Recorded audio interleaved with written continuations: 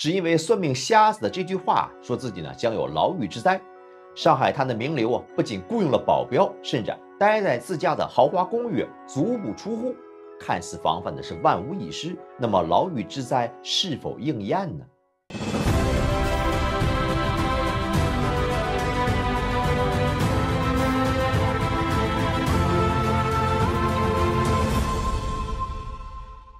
？1936年正月，一个偶然的机会，34岁的富家公子毕加丘呢，跟着几位好友啊，来到了南京有名的铜瞎子那里啊，算过一次命。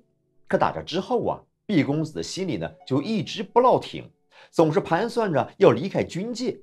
要知道，时逢民国乱世，能在军界任职啊，那可是个肥差呀。原来算命的铜瞎子说他命里啊，杀重身轻，不适合在军界做事儿。而且呢，到了38岁的时候啊，会有牢狱之灾、杀身之祸。不过让毕公子感到为难的是呢，想要离开军界啊，转到别的部门也不是一件容易的事儿。因此啊，他拜托友人将自己的生辰八字呢，又寄给了苏州的夏老先生，请他再精算一下自己日后的命运。这位夏老呢，是前清时期的老秀才，精通命理啊，向来是铁口直断，言之凿凿。批起八字来呢，也是每发必中啊，无半句虚言。如今已是年过古稀，隐居在木渎古镇呢，安享晚年。这一般人啊，根本请不动，只有熟人请托算卦，他才勉为其难开一回金口。这夏老算卦的高明之处啊，不仅呢能算出细节，而且对未来发展的劫难能够提供化解之道。不过呢，他也承认，单凭一己之力啊，也是无法改变既定的命运。想要改变命运，还得靠当事人本人的努力。为了当面请教解惑，这毕公子是特地邀请了友人一同来到了木渎拜会夏老。毕公子呢是个心直口快之人啊，一见到夏老，屁股还没坐热，就将自己心中所有的疑问，那是一股脑的都问了出来。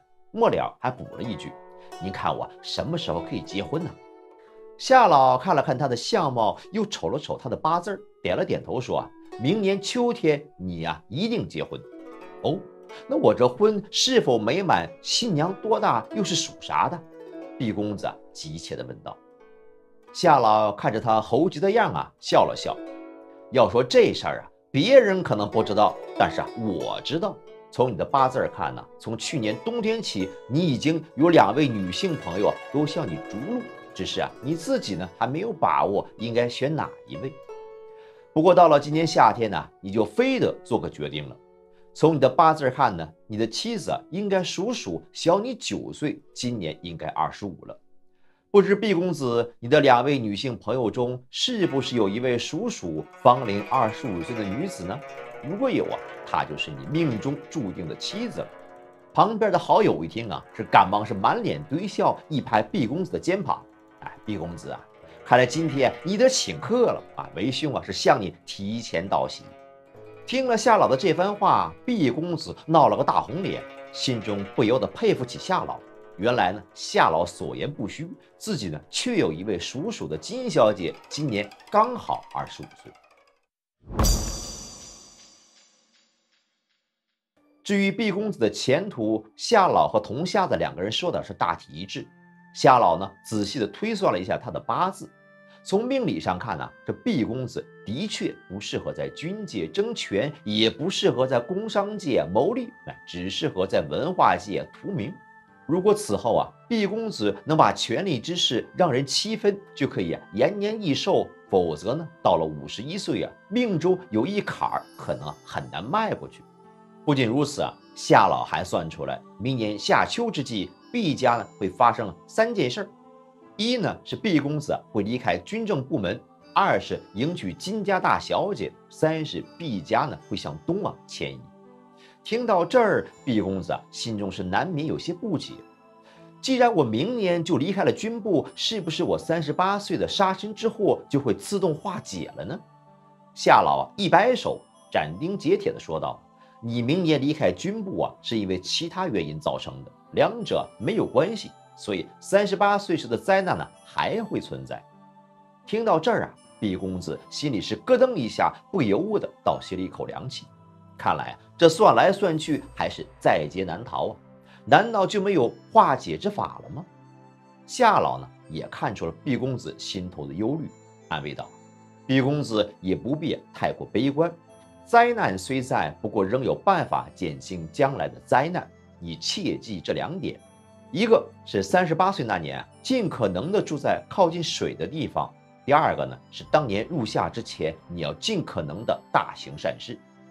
这样发生在秋天的灾难呢就可以减轻，但是无法彻底避免。”不过此时毕公子心中还有一个疑团尚未解开，自己所在的南京军部一般情况下不会无缘无故的批准辞职的，明年究竟会发生什么事儿让自己不得不离开军部呢？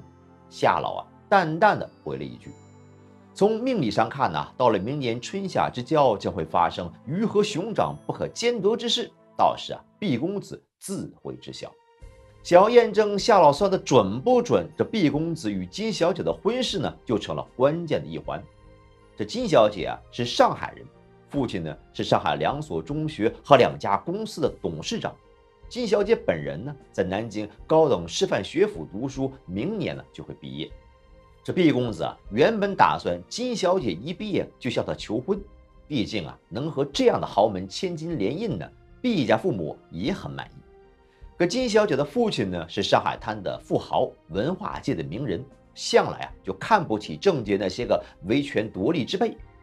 而金小姐担心自己的父母一旦知道了毕公子的军职，会不同意这门亲事儿，所以就一直瞒着毕公子的家世背景。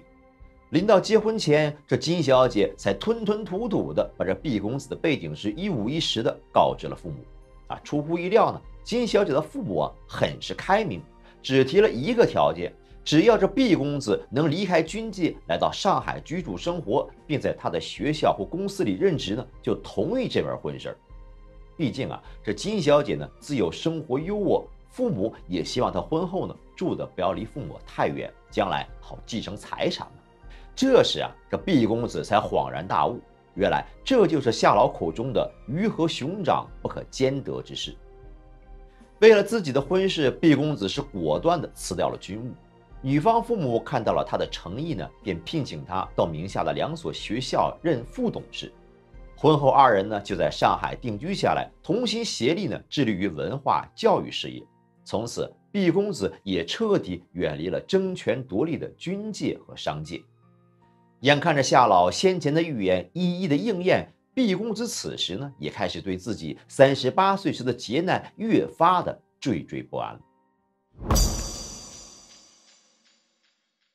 1937年夏天，毕公子婚后不久呢，上海便发生了8·13事变。日本海军陆战队的2名军人呢，寻衅滋事呢，借机驾车冲上了上海虹桥机场，结果呢，被上海机场的保安当场击毙。很快，这件事儿就成了淞沪会战的导火索。抗日战争全面爆发之后呢，日军很快便占领了南京。蒋介石率领国民政府迁都重庆，此时的毕氏家族呢，也不得不离开南京向东迁移。毕公子在惊叹夏老的预言再一次应验之余，也暗自庆幸自己如果当初执意要留在军部，此时恐怕正躲在防空洞里，难保没有性命之忧。他并没有忘记夏老此前说的2个办法，一个呢是住在靠水的地方，一个是在当年的夏天大行善事。毕公子心想，上海进水，这是第一个可以减轻灾难的地方。如果上海租界也有危险呢，他还可以通过海道呢去香港，那里也是一个靠近水的地方。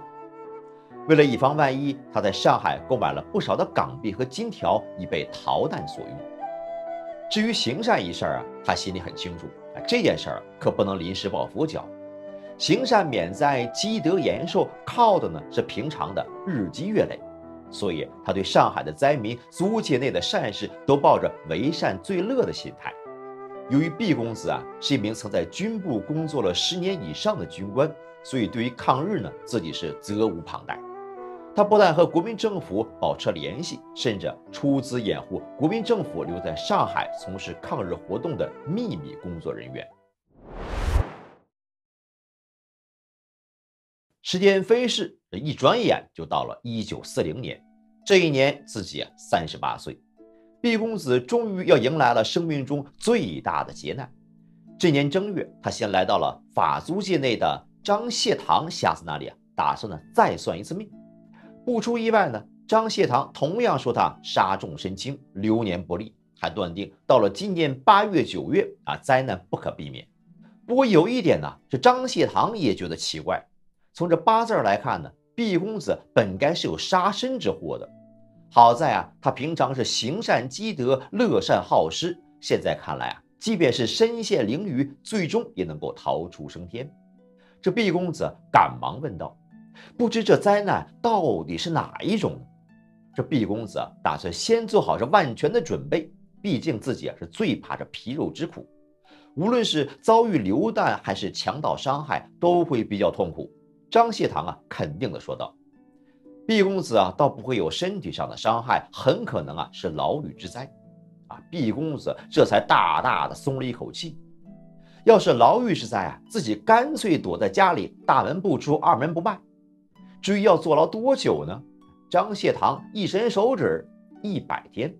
毕公子心中盘算着，那就从8月初1开始躲在家中，一直到11月24日冬日为止，甚至还雇了保镖，心想难道还能有人把我从家中绑了不成？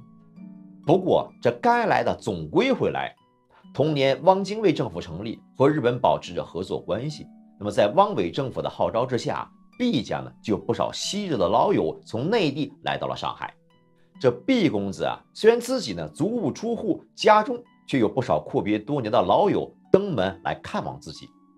这天夜里，他送朋友下楼，刚出了自家的客厅大门，只见眼前的2名老友互相对了下眼神，紧接着从怀里掏出了手枪。毕公子是猝不及防，直接被2个人是强行绑进了汽车，一路飞奔而去，消失在茫茫的夜色当中。不久，一辆疾驰的轿车便来到了76号的楼下。这76号正是汪精卫政府下的臭名昭著的特务机构。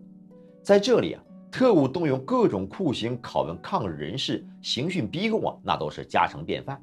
好在整个上海滩谁都知道这毕公子是金家的女婿，文化界的名流，岳父是上海滩的富豪，多家公司的董事。凭着这层过硬关系，毕公子身陷牢笼，那些特务打手也不敢对他滥用私刑。这场牢狱之灾直到立春后的5天，毕公子才重获自由。掐指算一算日子，从离家到坐牢一共98天，还真应了100日之灾。尽管毕公子之前做了万全的准备，还是硬生生的被人从家中绑走。这千防万防，竟然是自己多年的老友将自己送进了监狱。说白了，这都是命。好在他听进了夏老的话，平常是积德行善，最终化解了杀身之祸，得以在大难当中绝处逢生，也算应了中国的那句老话积善之家必有余庆吧。不知道您对我们的节目有什么样的建议，也欢迎在评论区留下您宝贵的意见。如果喜欢我们的节目呢，也别忘了打开小铃铛，这样呢，您就不会错过我们为您准备的每一期精彩的节目了。好，感谢您的收看，我们下次节目再见。